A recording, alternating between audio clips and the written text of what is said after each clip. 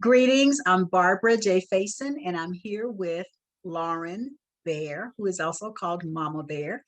She is a Feng Shui Master and a meditation teacher, and we're here today to talk about conversations about meditation. So welcome in, Lauren. I'm so glad to have this opportunity to chat with you about meditation. How are you? I'm good. Thank you, Barbara. Thank you for having me. It's so nice to talk to you. I'm excited. We met, what was it, maybe like a month and a half ago, I think? I've lost all track of time. It could be anywhere from 5 years to 2 months. I'm not sure. It's somewhere in that window, I definitely. know, exactly. Exactly. And I don't even remember. I think you invited me to something on Clubhouse, maybe? I think that I approached you and that I had seen you in some rooms and that I wanted to know more about you. And so, yeah, I Yes. think that's how it started. Yeah. And then we had a nice conversation because we both are fans of meditation. I am an ambassador, which means I just enjoy welcoming people. And you are a full-fledged meditation person. So we're just going to chit chat about your practice. How did you get into meditation and why? It's funny because when I first started trying to pursue meditation, it was a ways off before I started to feel successful at meditation. But yeah, right. I think a lot of people go through that, just feeling like you're doing everything wrong. And when I started, like I think you had mentioned that when you started, like, there were fewer resources available, and there was even the like, kind of being the lone person of color in the room, that kind of a thing. And Hmm. so yeah, so back then it was a lot different. And I started because I grew up in a family that I am pretty different from. And there was so much, and my dad was a recovering alcoholic. And so I just had rage. I had so much rage. And I knew that I needed to find some way to manage that, to get into balance. And so as soon as I was old enough to drive, in the US at 16, that I was starting to go to bookstores and try to find information. But it wasn't until I went and studied in Thailand that I finally found my groove.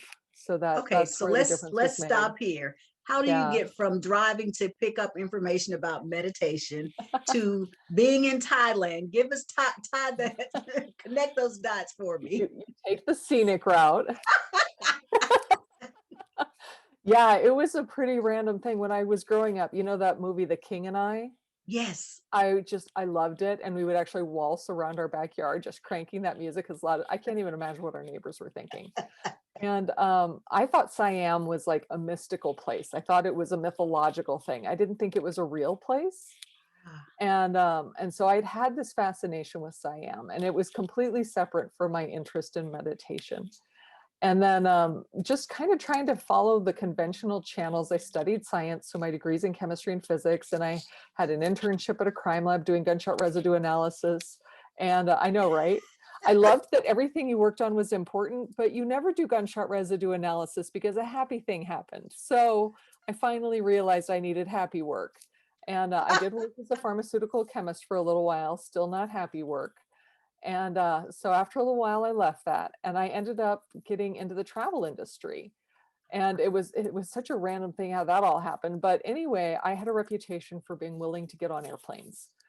Like somebody needs to go somewhere, I'll I'm go. there for you, right? So I was the volunteer, and our company had promised to send someone to inspect hotels in Thailand. Okay. And the airline that was organizing it, they called the headquarters to ask whose name to put on the plane ticket, because they hadn't heard from the company I worked for. And they're like, well, we need to know what name to put on that ticket. And they're like, yeah, okay, we'll call you back, because they had completely forgotten. And it Okay. was the flight was leaving in like 5 days. Okay. And so they called my boss. And then, fortunately I was there, and she's like, come here, we need to talk. And so I think I said yes before I even knew what climactic region I was agreeing to. And I didn't know anything about Thailand, but I get sent there. I'm inspecting the hotels. And with those long flights, I thought if ever there was a reason to get a massage, this was it. I wasn't even that into that kind of thing. Mm-hmm. And I got a massage there. I found out Thailand has its own form of massage. And I was like, oh, they're on to something. And I think it was on that trip that I connected the dots that was Siam. And as you Ah, sometimes see, I remember being on the river and seeing something like the Siam Trading Company painted on the side of a building. And it's one of those old, like it was painted a long time ago and it's yeah, fading. yeah. And I was like, wait, Siam? So then as I connected the dots and, I come back here, I had finally visited the mystical place. And that type of massage was remaining very interesting to me. And so I started looking into how to study it. And at that time, there was one place on this continent where you could study Thai massage, and it was in Canada. And I thought, if I'm going to travel to study this, I am not going to Canada. Nothing against Canada, but it is not Thailand. I'd rather go to the Right. source. And so through a guidebook, I found this traditional healer, but you had to meet her in person to get her to accept you as a student. And I took a leap of faith. Wow.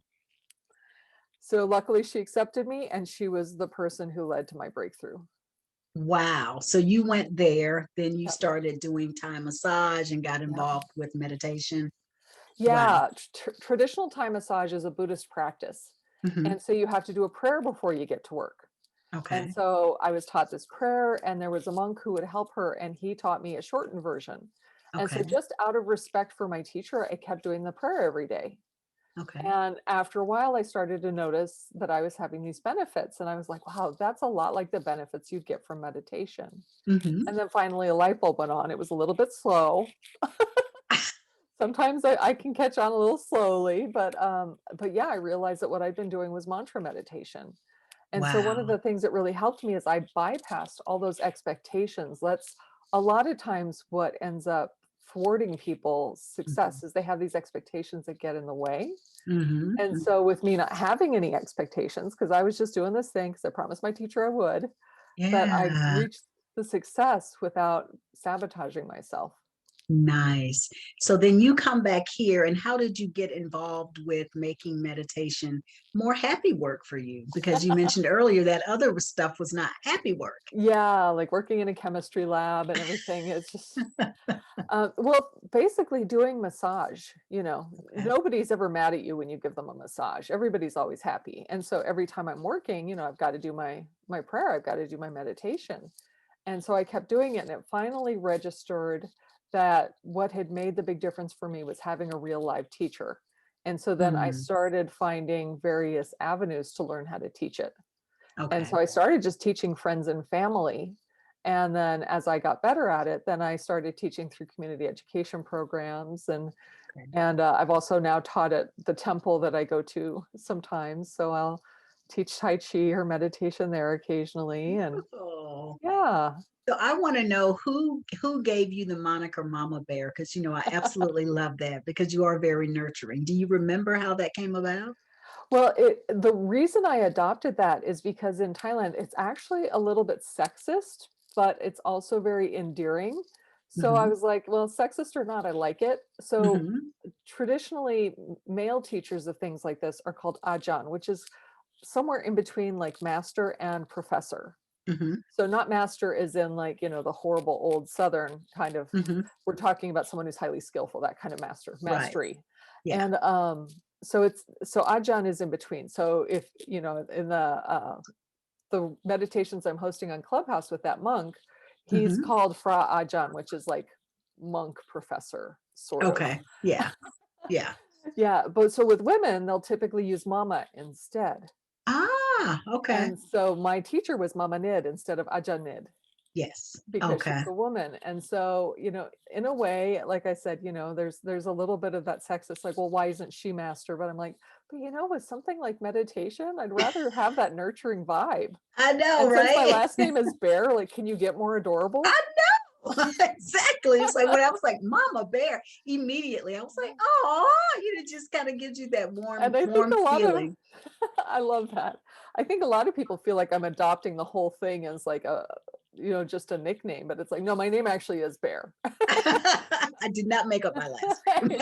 Yeah. So I think sometimes people kind of misunderstand that. They think it's just Yeah. cutesy, and it's like, well, it may be adorable, but it's actually real. Yeah. Wow. So what would you say has been something surprising about being in practice? Because you've been in practice with meditation now, how many years? Being not teaching, but just in the Altogether, practice. like 36. Yeah. So what's been surprising, if there's anything that's been surprising for you? For me, the difference between different approaches is Mhm. really profound. And not everyone has the same exposure that I've had. Mhm. And so a lot of times in the West, people are introduced to meditation through avenues that came about as a result of Zen, because Zen was the first form to come over here and to start getting any reach. And even the mindfulness approaches, they tend to derive from Zen. And Zen Mhm. is a very um, kind of like stripped down, very serious approach to meditation. Yeah. Like I remember, those sticks that they have that they'll smack you on the back with. Yep, To me, yep. that just looked like they were beating the meditators. I didn't understand. Like anybody who's listening who doesn't know what I'm talking about, they have these sticks that make a clapping noise, but Yeah. you have to request it. They don't just come and beat you, and it doesn't feel like much at all. It's more the sound that gets your Yeah. attention and kind of helps you if you're starting to get drowsy during meditation. But Yeah. that's definitely one approach. And Yeah. in Thailand, the approach is so profoundly different. Mhm. And so it's all about being gentle with yourself and being kind to yourself. And Mm. there's there's again, like, that maternal energy Mhm. saturates the approach in Thailand. And so Yeah. there's this feeling of it being this deeply caring thing. And so realizing that a lot of students to meditation think it has to be so serious and kind of drudgery is Mhm. such an unfortunate misunderstanding, because it really Yeah. doesn't. Yeah.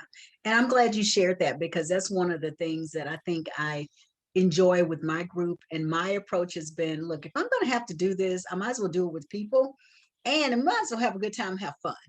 And if I get some thoughts that are going around in my head that remind me what I need to put on my grocery list, I'm excited. I'm like, oh, thank you. It's like, as opposed to just, because you're right. It's when you said that about Zen, I remember when I started, gosh, 20, 25 years ago, there were a couple places here that had Zen, and you had to sit on the zafus, is that what it's called? Yeah, the The Zafu and the Zabuton. yeah, and it Yeah, was, and I've never had the most flexibility in my hips, even as a young person. Maybe that's right. what I came here to work through. I don't know, but it's like, but the sitting or even just the kneeling, it was just never something that I was able to really do, and it probably pushed me away from going in that direction in Yeah. terms of it's like I don't want it to be painful and that hard, and I understand that the flower pushes the seeds push through the dirt to come, but I'm just not in the space of wanting to be in pain. And you it took know me a long time to have an appreciation for the Zen approach, because yeah. a lot of our impression of the Zen approach is a misunderstanding. Again, so many misunderstandings. Hmm. The thing that is really cool about the Zen approach is that strictness Yes. is, so let's pretend like you did have the flexibility, Hmm. but the benefit of everything being so prescribed, every single, like the foot that you step over the threshold with, Hmm.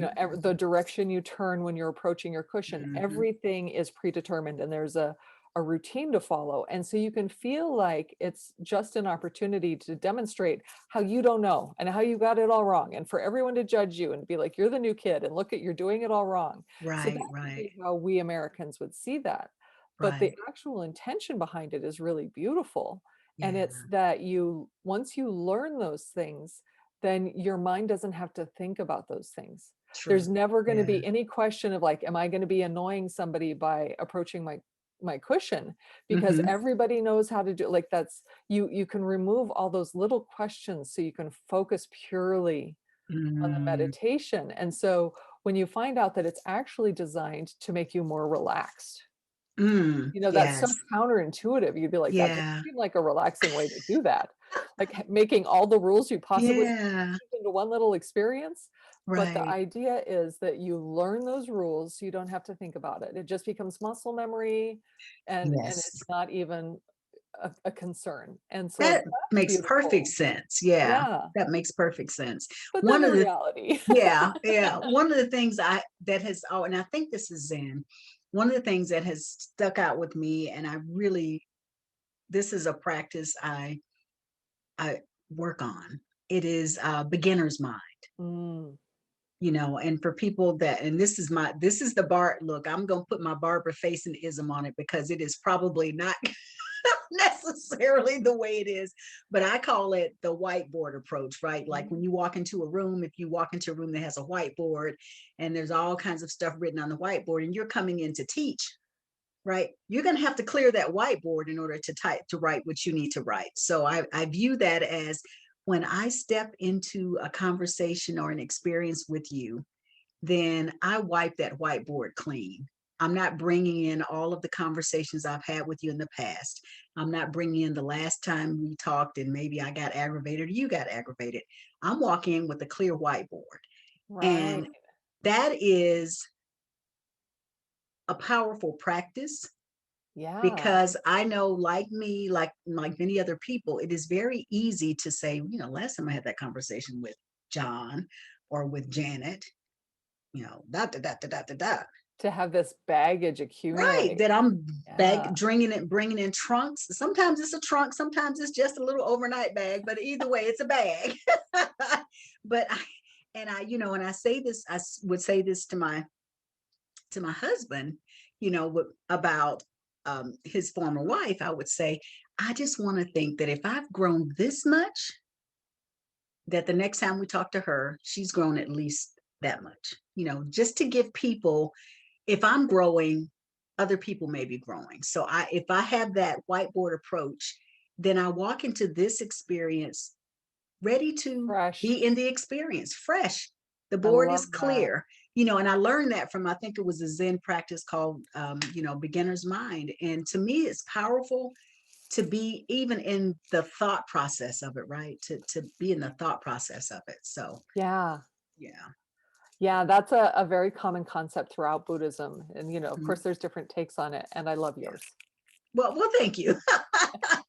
Well, I've got to put my barbarism, I've got to do what's going to work for me. So, Well, and this is all a journey of learning. And so, things mhm. are going to come through our own filters and our own experience. But I feel like there's a divine aspect to that, Yeah, that it's yeah. coming through in the ways that we're supposed to learn in this lifetime. Exactly, Yeah. exactly. So, what has the last year been like for you with your meditation? Give me an example since you are a teacher Mm. and I know you meditate regularly. And I'm not going to go into, do you meditate 5 times a day, one time? Just tell me a little bit about what your practice is and what you noticed over the last year since we've been in lockdown. If you've noticed any changes or updates to your practice, I'd be curious. For me, not much has changed because I was already working at home before all this. Mhm. And so I did get a better chair. That's one thing that changed. That helps. But I do tend to meditate cross-legged because I'm not typically a chair person. I prefer to sit with my Okay. legs crossed. Mhm. Yeah, I don't think I was built for our type of furniture. But unfortunately, my husband's still been going into the lab because he can't bring his work home, and Okay. because I think I would have to greatly up all of my meditations because I don't want to do time, Yeah. and my patience would definitely be tested. It's a small house. Okay, But I okay, would say that my typical meditation is my normal is 20 minutes. And if I need okay. a longer one, then I'll go for 40. Mhm. Sometimes I'll do an hour if I'm Okay. really, Yeah. and people don't often think of this because they'll just think of the stress that they're feeling from kind of more of an emotional standpoint. But Mhm. if my body starts to feel achy, I know that I've got too much cortisol rolling through there. And so then I'll Mm. do a longer meditation and that'll really, really help. Oh, So, nice. yeah, so because it lowers the inflammation in your body.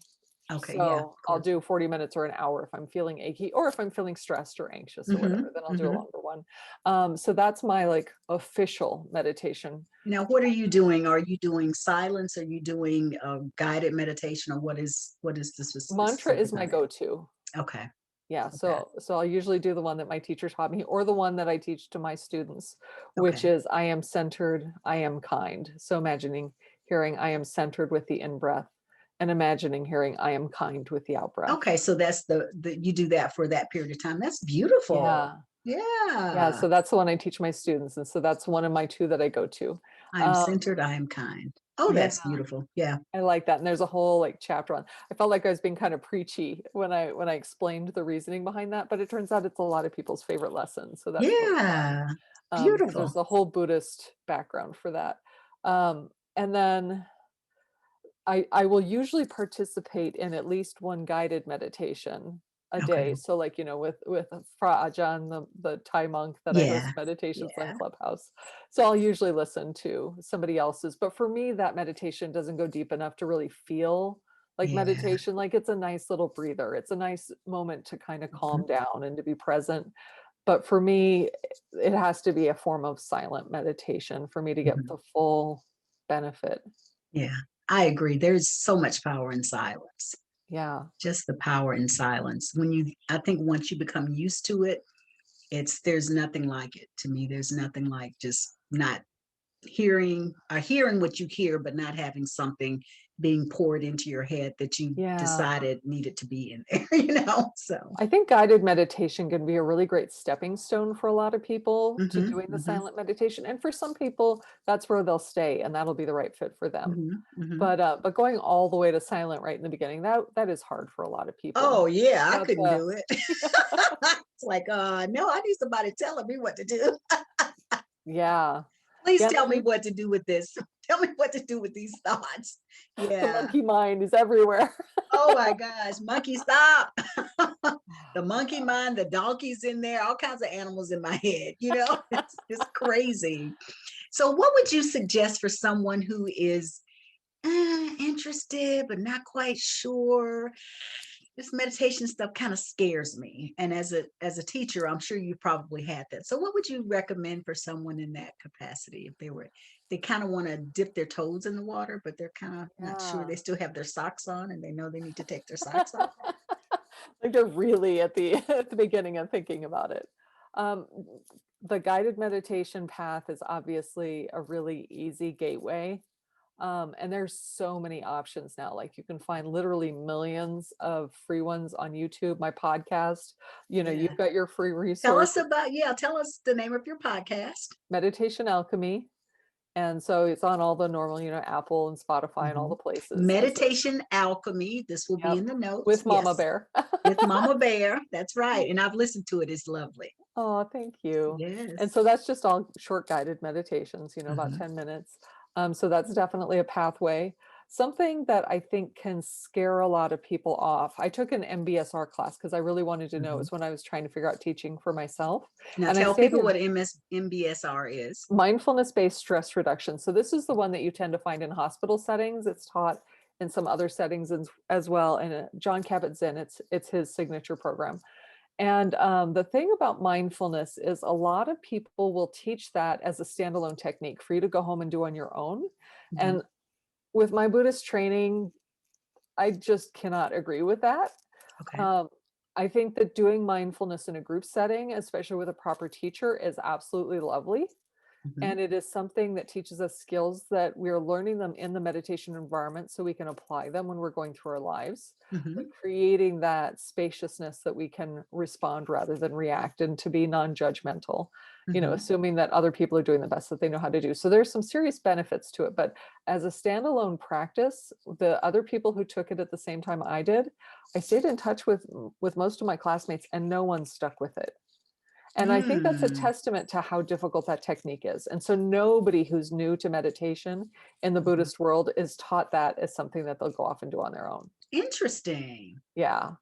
So now I did an MBSR. Did I say that Mm. right? Yes, you did. Because I know There were sometimes I four mix them letters up. and Yeah, I actually did one of those too. And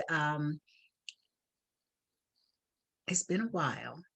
But the thing that I think that I use, one of the techniques that I've taken from that practice that think has been helpful for me and for people that are kind of navigating, do I want to do this, is just bringing them into the senses and in their Mm, body, right? So, yeah. I have something I call the Schutz meditation, which is I love how because that sounds, by the way. yeah, and that's why I did it, right? It's like, okay, because we know we have these senses, and how often are we really just connecting with all of them in a consistent way, right? So I came up with Schutz, which is sight, smell, hearing, touch, taste, touch, and then your sensations.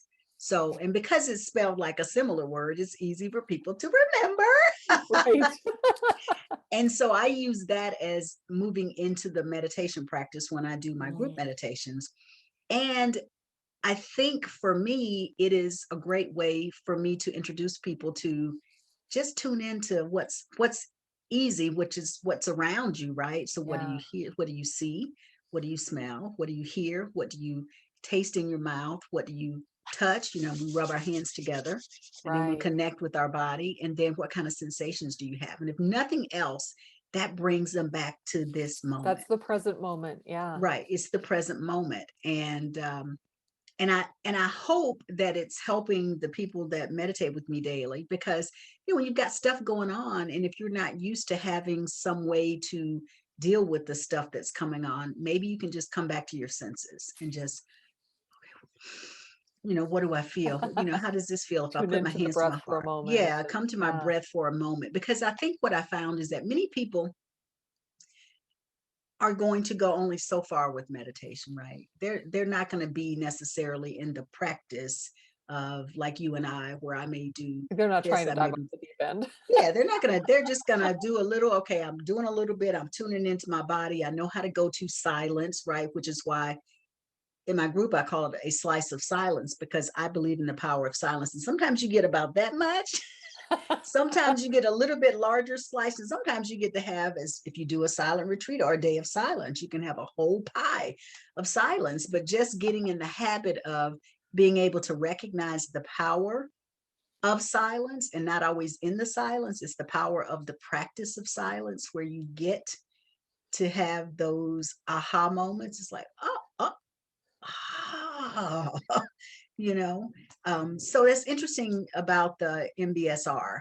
And You yeah. just reminded me of something that's really valuable that I think people should know, especially people who are newer into meditation, is Mhm. even if your meditation feels lousy, it was still a good meditation. Exactly. It's Yeah, it's like, all good. And you're still you did it. benefit because your meditation doesn't have to feel like bliss for you to get the benefits. Lord, I would never feel like I've done it good if it was supposed to feel like Right? bliss, you know? I mean, that's just the Yeah, truth. like you sometimes have a fleeting moment of that, but then people will try to Yeah. cling to that and they'll be very disappointed and Yeah.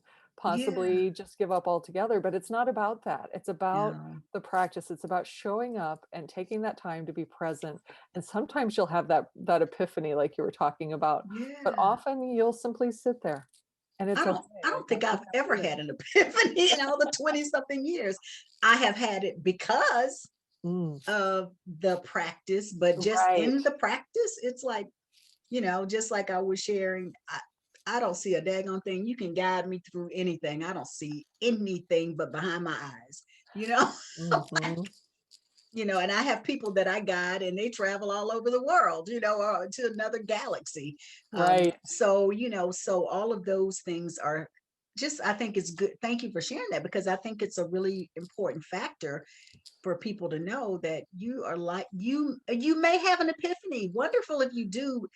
But the truth is, if you're meditating every day, do you want to have an epiphany every day? Good Lord, that seems like a lot of Right. pressure. But Right. But you but that, also brought up something that I think is really helpful because you said, that you don't have the epiphanies during the meditation, yeah.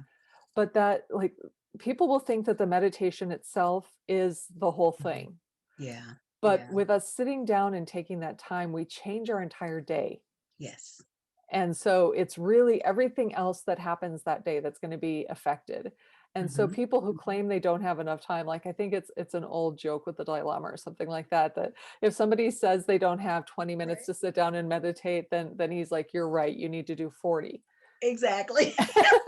And Or like if two you're hours, I think is what I've heard yeah, is like that you maybe I probably forget need to do 2 hours. exactly. Like whatever it was a lot more than the Right, original. right. And people don't understand how that clutter in their mind Yeah. um, interferes with everything and distracts them and leaves Hmm. them unproductive and unfocused and scattered. And just taking that Yeah. window Yeah. to declutter the mind changes everything. Yep.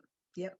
So Yeah. true. And I found that it sometimes takes not doing it to recognize the power of having done it, right? It's Yeah, like when because I didn't, yeah, it's like, what changed? Oh, I didn't spend that 10 minutes just centering myself, because yeah, it's because really those centering. benefits will come up slowly. And so you don't notice the Exactly. huge change until you miss a Until day or then. something. Yeah. Yeah. Yeah. Oh, And I so have enjoyed this sacrifice. conversation. Oh, I've enjoyed it too. I was just gonna say I'm biased that I love mantra meditation, obviously, since that's what I teach. Yeah, So I that's what I love that recommend. But too. Yeah. So I would love for you to tell people how they can find out more about you, where you are. I know you're on Clubhouse. We've been doing a Clubhouse little thing every other Friday, which has been fun. And so just tell them where you are, what you do, how they can reach out to you. And of course, all of this will be posted in the notes. And okay, let's see if let's I can go. remember all the things. So my All website is right. laurenbear.com. LaurenBear.com. Okay. And there you can find, free resources for feng shui and meditation, as well as to connect with me. I do, all kinds of courses, some free, some not, as well as private coaching, and I'll do feng shui reports for people. So yeah, just reach out on Instagram. I'm Mama Bear Alchemy. My podcast, Meditation Alchemy. On Clubhouse, my handle there is at Lauren Bear, and I also have a club. So anyone who is interested in meditation is invited to join my club, which is called the Meditation Lounge. But it's easiest to find me, and then I'll probably send you an invite. Absolutely. Well, is there anything Well, else you thank want to you. share before we sign off and go on with the rest of our day? Anyone who's on the fence thinking about meditation, do it. It changes your life. It's a big deal. It If you is have to do baby steps, whatever it takes, but it's a journey worth taking. wonderful. Thank you so much, Mama Bear. Thank you. And thank you for joining us on this conversation about meditation. We'll be back with more. If you're interested in being interviewed, please reach out to me. I would love to talk with you because this is a passion project about exposing people to meditation and to let you see how it impacts lives. Thank you for joining us. Be well.